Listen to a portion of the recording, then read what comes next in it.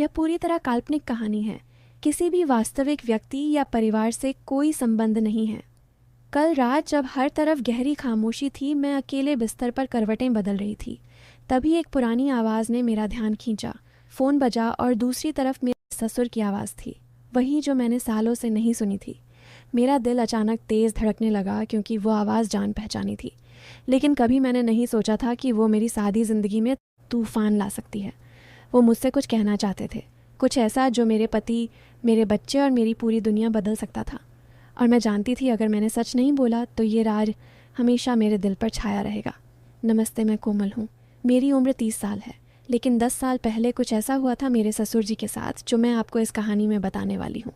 तब से मेरा जीवन एक नकली खुशी का पर्दा था, लेकिन उस रात जब वो आवाज़ आई, सब बदल गया। वो एक राज था जो मेरे पति के साथ एक सामान्य रिश्ते को छुपा रहा था, लेकिन सच धीरे धीरे बाहर आने लगा। जब वो मुझे याद दिला रहे थे कि कैसे एक बार वो मेरे सपनों का हिस्सा बने थे, मेरा दिल एक अजीब डर से भर गया। क्या होगा अगर सच सबके सामने आ गया? हर कदम, हर सांस मुझे उस राज की तरफ धकेल रही थी, और मैं नहीं जानती थी कि क्या मेरे दिल ने सच बोलने का साहस किया या ये डर हमेशा मुझे रोकता रहेगा। रात के 11 बज चुके थे। घर में सब सो चुके थे। मेरे पति राहुल बिस्तर पर गहरी नींद में थे और मेरी दोनों बच्चियां अपनी कमरे में आराम से सो रही थीं।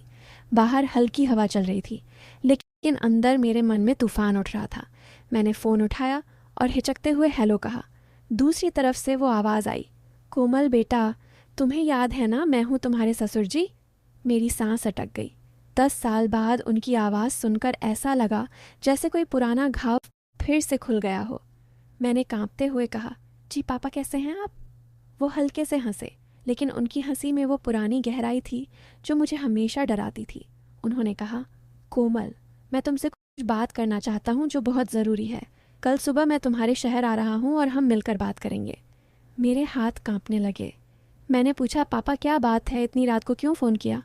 उन्होंने धीरे से कहा, वो बात जो 10 साल से हमारे बीच छुपी है, जो तुम्हारे पति को कभी नहीं पता चला, लेकिन अब वो समय आ गया है जब सबको सच पता चलना चाहिए। मैंने फ़ोन काटने की कोशिश की, लेकिन उनकी आवाज़ ने मुझे रोक लिया। कोमल, भागने से कुछ नहीं होगा। वो राज अब बाहर आने वाला है। तुम जानती हो ना कि उस रात क्या हुआ था जब तुम नई नई बहू बनी थी? मेरी आंखों के सामने वो पुरानी यादें घूमने लगीं। 10 साल पहले मैं सिर्फ 20 साल की थी।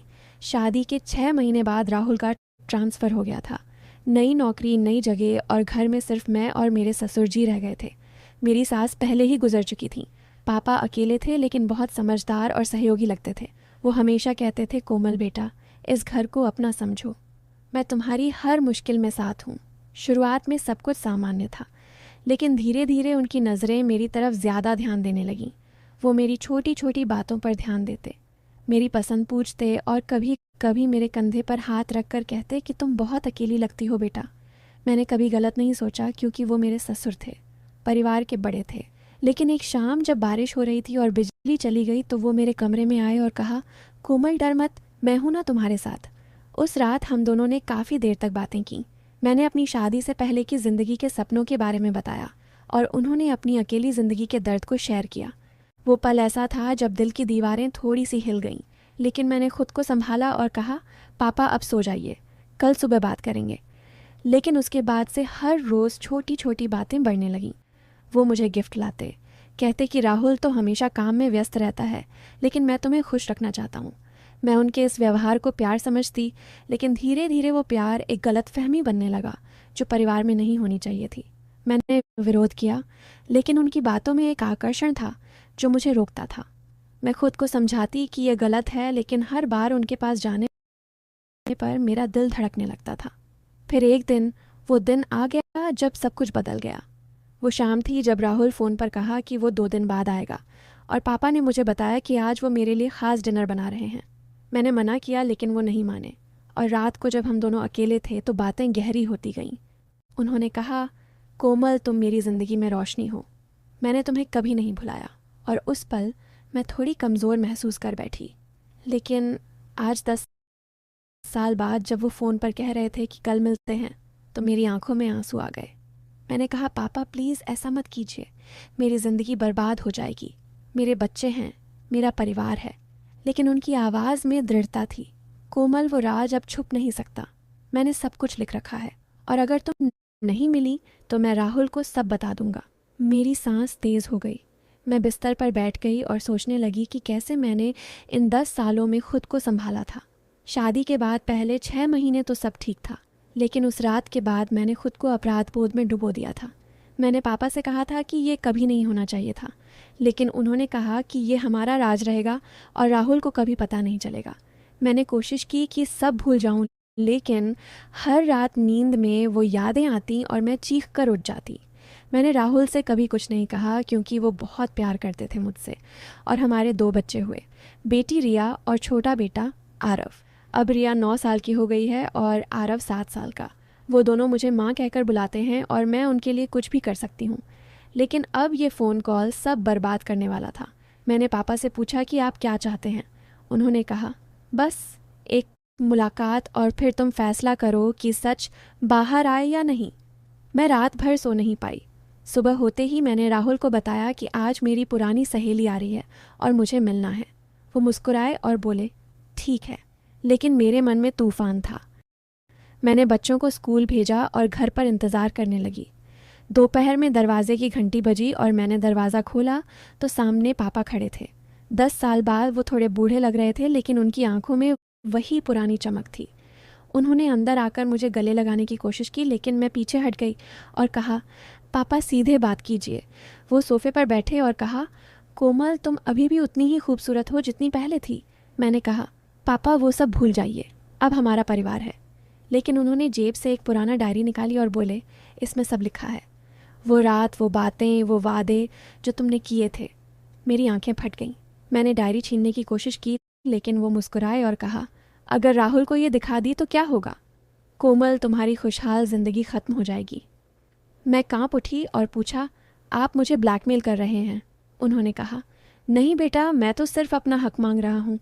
10 साल से मैं अकेला हूँ और तुम मेरे सपनों में आती हो। अब या तो तुम मुझे वो समय वापस दो या फिर सब कुछ बाहर आ जाएगा। मैंने रोते हुए कहा, पापा मेरे बच्चे हैं, राहुल मुझे बहुत प्यार करता है, आप ऐसा मत कीजिए। लेकिन वो एडिक्ट थे और बोले, शाम तक सोच लो, फिर मैं राहुल को फ़ोन करूँगा या तुम मिलो मुझे मेरे होटल में। मैं वहाँ रुका हूँ और उन्होंने एक होटल का एड्रेस दिया और चले गए। मैं दरवाज़ा बंद करके फर्श पर बैठ गई और सोचने लगी कि कैसे ये राज मेरी ज़िंदगी का हिस्सा बन गया था। 10 साल पहले उस रात के बाद मैंने पापा से दूर रहने की कोशिश की थी, लेकिन वो हर मौके पर मेरे पास आते और कहते कि तुम मेरी हो कोमल। मैंने राहुल को बताया था कि पापा थोड़े अजीब व्यवहार कर रहे हैं, लेकिन राहुल ने कहा कि वो अकेले हैं। माँ के जाने के बाद उन्हें सहारा दो। मैं चुप रह गई और धीरे धीरे समय बीतता गया। हम दिल्ली शिफ्ट हो गए और पापा गांव में अकेले रहने लगे, लेकिन अब वो वापस आ गए थे और मेरी पूरी दुनिया हिल रही थी। मैंने अपने फ़ोन में राहुल का नंबर देखा और सोचा कि अगर मैं सब बता दूं तो क्या होगा, लेकिन डर था कि वो मुझे छोड़ देंगे, बच्चे बिना माँ के रह जाएंगे। मैंने खुद को आईने में देखा और आंसू पोंछे। फिर शाम होने तक मैंने फ़ैसला किया कि मुझे मिलना होगा पापा से और उन्हें मनाना होगा कि ये रात छुपा रहे। मैं होटल पहुंची और उनके कमरे का दरवाज़ा खटखटाया। वो अंदर बुलाया और मैं घबराते हुए अंदर गई। कमरा अंधेरा था और वो मुस्कुरा रहे थे। कोमल, आ गई तुम? मैंने कहा, पापा प्लीज़ ये सब बंद कीजिए। लेकिन उन्होंने मेरे हाथ पकड़ लिए और कहा, देखो तुम अभी भी वही हो जो पहले थी उस रात की तरह। मैंने हाथ छुड़ाया और बोली, पापा अगर आपने कुछ किया तो मैं चीख दूंगी।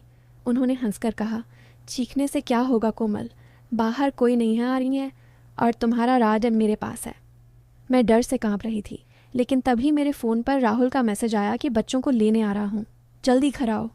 मैंने पापा से कहा कि मुझे जाना होगा, लेकिन वो बोले, पहले वादा करो कि तुम फिर मिलोगी, वरना कल मैं सब बता दूंगा। मैंने हाँ में सिर हिला दिया और भागती हुई घर पहुंची। रात को राहुल ने पूछा कि दिन कैसा रहा। मैंने झूठ बोला कि सहेली से अच्छा मिला, लेकिन अंदर से टूट रही थी।